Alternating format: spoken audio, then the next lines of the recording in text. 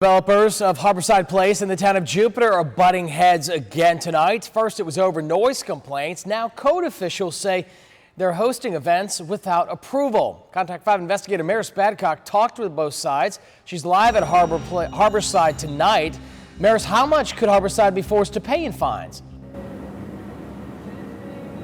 According to these 21 pages right here, Harbourside could face more than $300,000 in fines, and that could mean the end of free events right here at the amphitheater. We have yoga.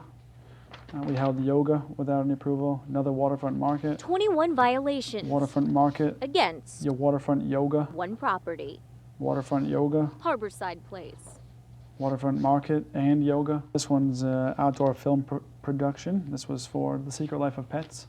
It's once a month we do, a kids movie. Each code violation faces up to $1,500 in fines. These are fines from December of 2018. All because Harbourside allegedly failed to get approval for these events from the town of Jupiter. And now to be whacked with not just, hey, last week you did this, stop it, but 21 violations that date back almost one whole year that they've been, holding on to then just throw at us over $300,000 in fines. The town's attorney, Thomas Bard, talked to me over the phone. He says, according to Harbourside's development approval, they're required to have an approved event schedule. If it's not approved ahead of time, they have to seek a special event permit. Bard says Harbourside held events that weren't on the annual schedule and didn't have a special event permit. Nick Mastriani, vice president of Harbourside Place, says that's not true. Everything we had to do, we submitted on time, in the fashion. We paid the fees that they require. It hurts, really. I mean, it doesn't help us. We're trying to thrive, trying to have our small businesses thrive. Mastriani says local businesses bring in 40% more profit during free events like Kids Movie Night and the Farmers Market.